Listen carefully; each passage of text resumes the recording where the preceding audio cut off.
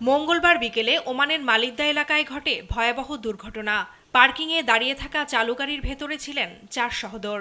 হঠাৎ এসির গ্যাস বিস্ফোরণের ঘটনায় গাড়ির ভেতরেই তাদের মৃত্যু হয় বলে প্রাথমিকভাবে জানিয়েছে পুলিশ। বুধবার সকালে গাড়ির ভেতর থেকে মরদেহ উদ্ধার করে ওমান পুলিশ। পরে ময়নাতদন্তের জন্য মরদেহ স্থানীয় হাসপাতালের মর্গে পাঠানো হয়।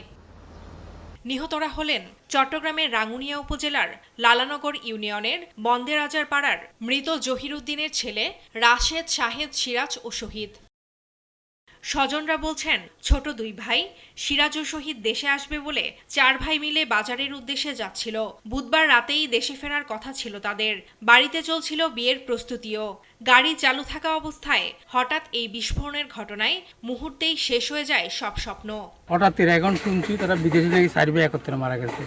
এটা শুনে আমার মনে খারাপ লাগছে। তখন তাড়াতাড়ি আসতেছি, এখন তাদের অবস্থা কি জানার জন্য। এসি বিস্ফোরণ বলতেছে, এখন এটার পুরোপুরি আমরা জানি না। নিহত রাশেদের 1 ছেলে ও 1 মেয়ে রয়েছে। শাহেদও বিবাহিত। একসাথে 4 সন্তানের মৃত্যুর খবরে বারবার মূর্ছা যাচ্ছেন মা। পুরো এলাকায় নেমে এসেছে শোকের ছায়া।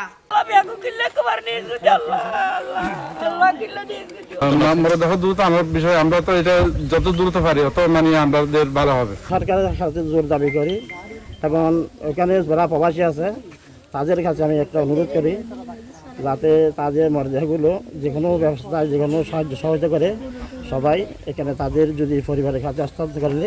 তবে ময়নাতদন্তের প্রতিবেদন না আসা পর্যন্ত মৃত্যুর সঠিক কারণ নিশ্চিত করছে না Oman police.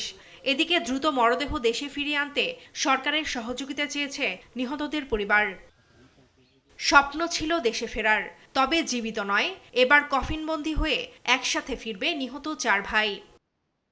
Farzana Afroz Tumpa, news desk, দেশ টিভি।